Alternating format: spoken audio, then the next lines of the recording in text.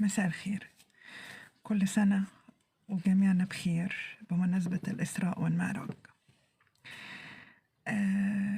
أنا عندي سؤال بس لبعض الناس اللي الله أعلم بدماغهم هم بيفكروا إزاي، اللي هم دلوقتي في 2023 أو في المستقبل الموجود اللي احنا فيه ده، سواء الموجودين فيه أو اللي لسه جاي، اللي لسه بيشككوا أو بيسألوا أو بيقولوا أو بينفوا وجود معجزة الإسراء والمعراج.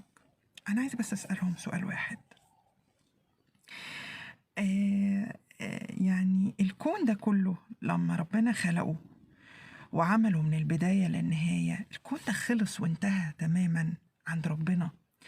مش ذنبنا بقى ان احنا كبني ادمين او سواء كنا في العصر القديم او في العصر الجديد، قبل ما وصلوا الاختراعات وطوروها، ما طلعوش بره الفضاء او بره الكرة الارضية وجابوا حاجات وطوروا اللي موجود على الارض. لا، هو اللي موجود على الارض مع العلم ومع الفهم اتطور واتعرف واتعمل، سواء كان بقى طيارات ولا اطباق طايرة ولا ايا كان. طب العلم ده بالفعل من أوله لآخره، من أول دقيقة في نشأة الكون لنهاية الكون، أساسا هو معلوم عند الخالق العظيم، عند الله. طيب لما أنا أجي دلوقتي أصدق إن الأمريكان أو أيا كان اللي طلعوا القمر واللي راحوا الكواكب التانية واللي حطوا قمر صناعية والكلام ده كله، وأصدق ده وأنا لا طلعت معاهم ولا شفته، وهم بني آدمين زيهم. يعني الإسراء والمعراج اللي ربنا جعله معجزة في العصر القديم، اللي هو ما كانش فيه أي اختراعات في الدنيا، يعني كان لهم حق إن هم يشككوا فيه أو يقولوا أيا كان إن ما فيش اختراعات في الدنيا.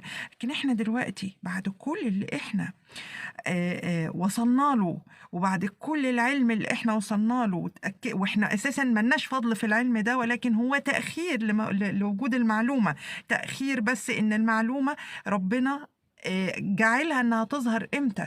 ربنا لو عايزها انها كانت تظهر من زمان كانت ظهرت، لكن المعلومة دي بالفعل موجودة معانا في الكون وموجودة من زمان، موجودة من اول ما الكون ما اتخلق، ولكن هو مع العلم ومع التطور والكلام ده خلاص اتعرفت. يبقى اجي النهارده او اجي دلوقتي لسه في عقول بتفكر كده، لسه في عقول بتشكك في ايه؟ ده احنا وصلنا للحد من التكنولوجيا ومن العلم يخليها ان احنا دي حاجة، يعني سبحان الله في معجزته وسبحان الله في إرادته، ان هو وقت ما جعلها في وقت للكفار، وهم نوعا ما فيهم اللي كذب وفيهم اللي صدق. نيجي احنا النهارده بعد كل العلم اللي وصلنا له وبعد كل الاختراعات اللي البشريه عملتها، اللي هي بني ادمين زيه زيك، نصدقهم وننكر او نستنكر ان دي حاجه استحاله انها تكون حصلت او اتعملت او الكلام ده كله.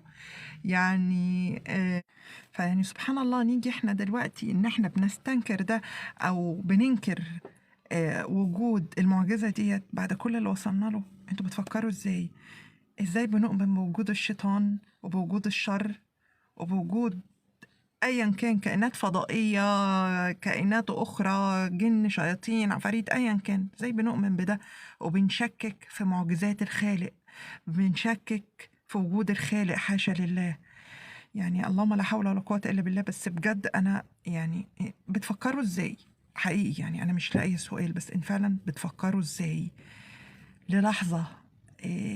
طبعا هو ربنا اللي قايل في القرآن إن الناس اللي بتفكر كده أو الناس اللي شايفة الكون بالمنظر ده هم هيفضلوا في عماهم، وهيفضلوا في سواد قلوبهم، وهيفضلوا كده إلى يوم الدين. المشكلة في اللي انتوا بتقولوا انه بيأثر على بعض الشباب الصغير وبعض الناس الصغيرين او الناس اللي يعني ايه، اللي ما بيشغلوش عقلهم شوية، او مش بيحاولوا يحكموا قلبهم في الكلام اللي بيتقال لهم. يعني لا حول ولا قوة الا بالله بجد. وارجع واقول تاني، ربنا يهدينا جميعا، والناس تعرف تفكر وتستخدم قلوبها وعقولها قبل ما تفكر في الكلمة اللي طالعة هي هتوديهم لفين. كل عام وانتم بخير.